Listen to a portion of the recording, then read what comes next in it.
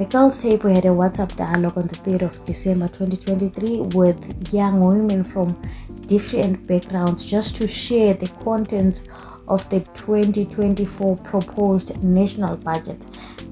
The aim is to make sure that our young women know what will be happening next year in the 2024 budget, maybe so that they participate now that the budget is not yet final, it's the proposed budget. In my podcast today, I am talking to these young women that participated in the dialogue to hear what their views are after hearing and maybe learning about the contents of the budget. Let's hear what these young women have to say in terms of analyzing what they think of the 2024 proposed national budget, and these are their views. Sorry for sending my voice note very late like this, but as I said, this was very informative and educative as well. But as a young woman and with a disability, someone even highlighted that infrastructure issues whereby as people with disabilities and even other young women, it's hard for them to access public services.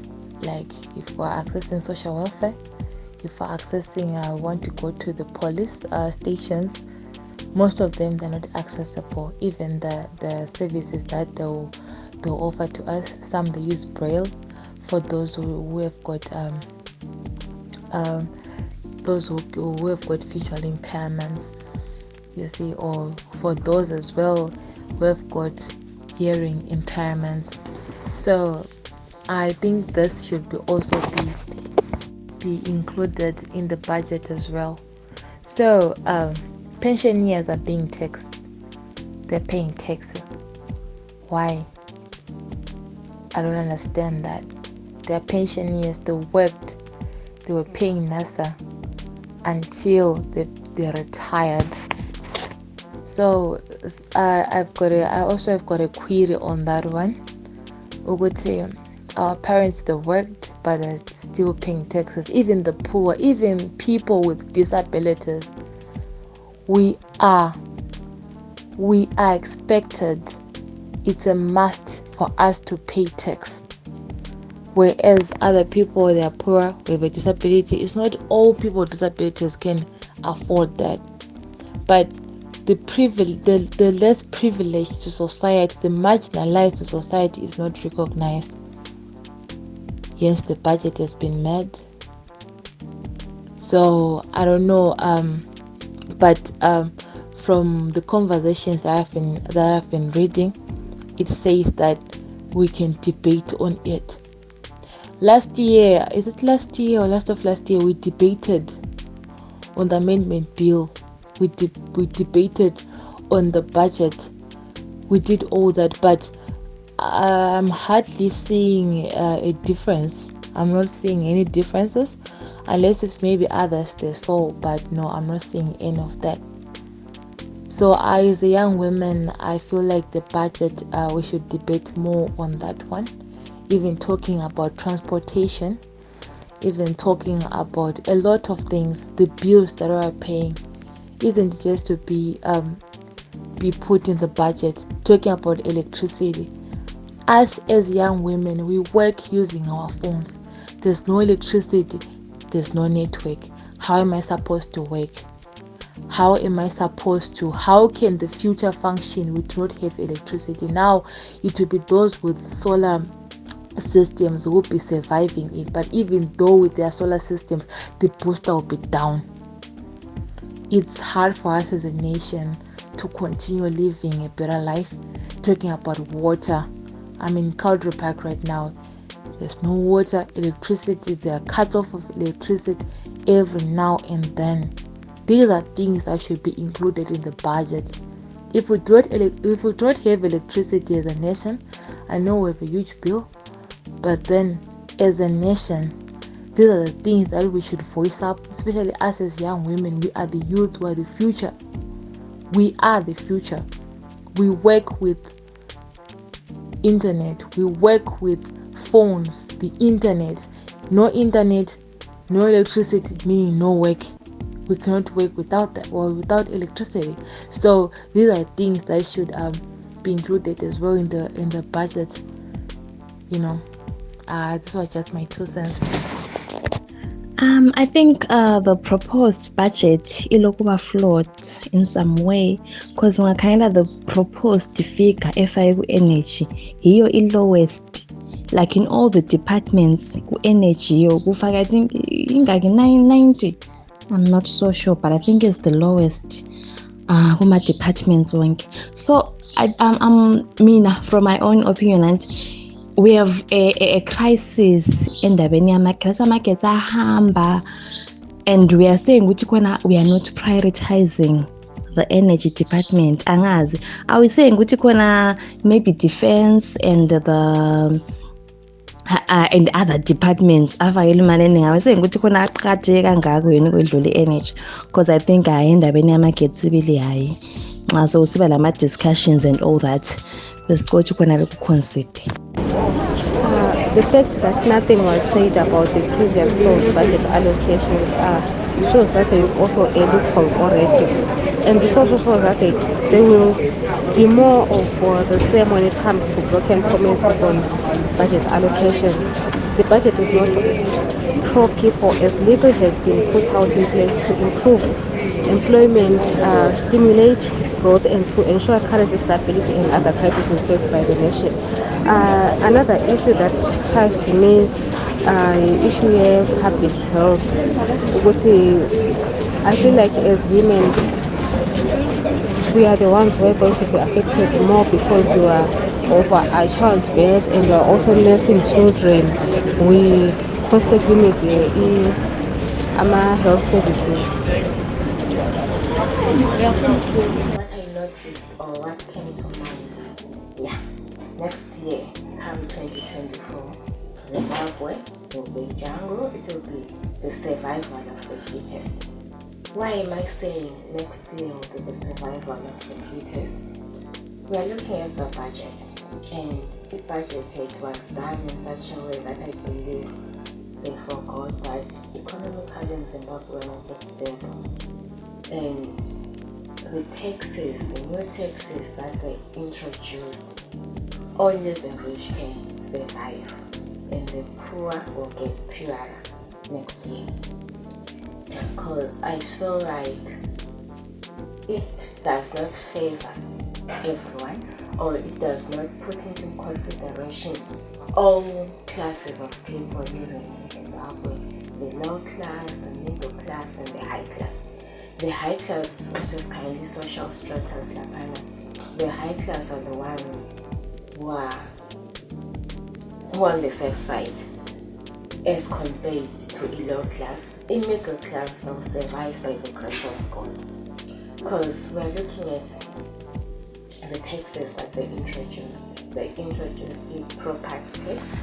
Now imagine everyone wants to own property, and so they introduce a property.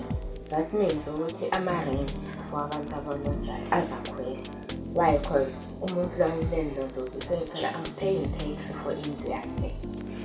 So to make the rights of a human rights, we all have the right to live, we have the right to shelter. But by introducing the tax on property, will this right be fulfilled? Will everyone have the right to shelter? And then look also kind of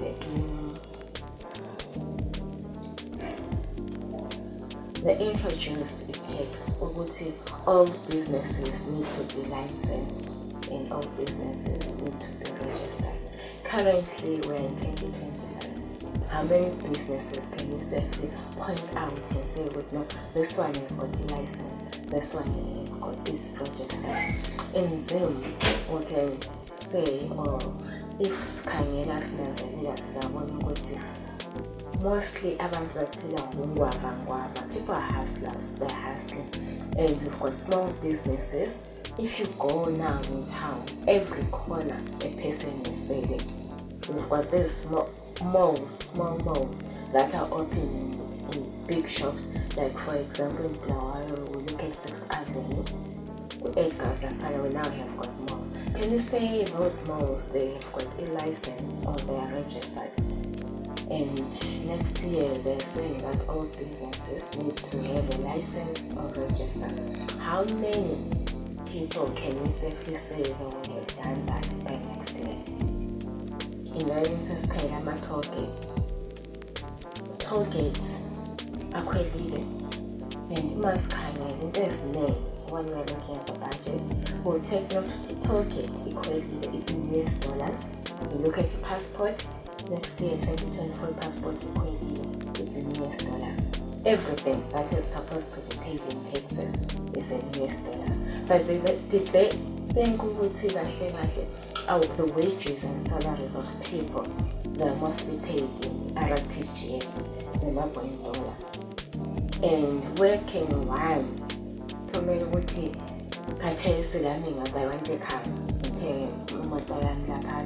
so many budget it all get in US dollars, while least I get paid in RTGS.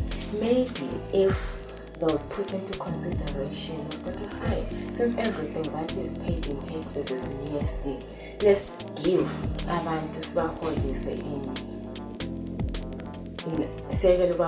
RTGS, at least like they hold US dollars.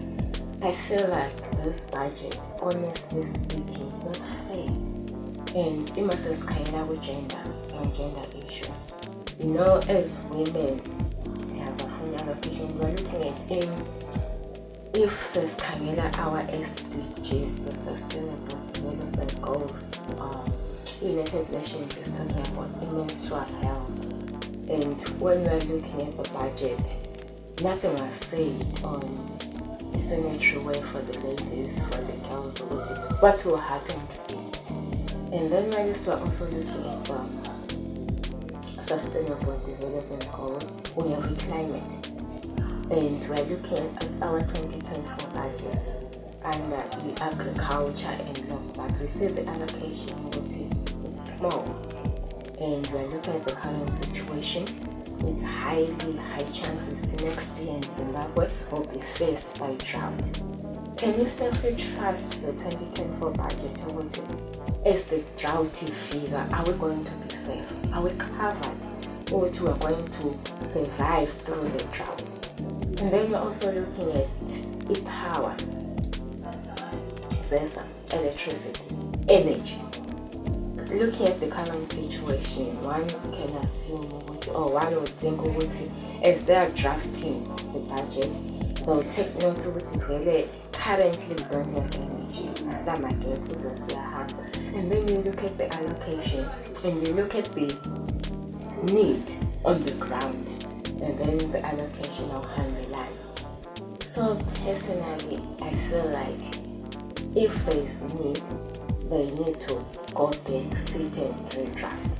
And they call us, they try to take our views into considerations during the budget consultations and try to include everyone's views.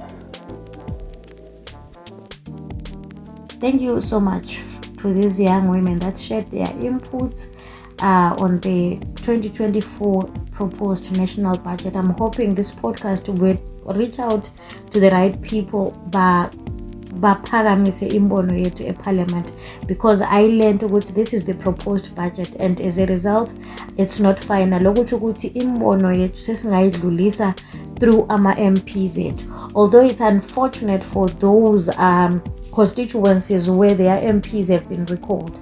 It means ukuthi ama voices abo may not be heard, because the only person that can take izikhalazo zethu ngebudget lay to the Parliament is a member of Parliament. So if your MP has been recalled, it means ama grievances ethu azahlala engawethu. But we are hoping someone will listen to this and share our grievances to the Parliament as young women. Until next time, thank you for listening until the end. From the Girls Table, siyabonga. From me, your host, Bekezela Mguni. Don't forget to follow us on our social media pages.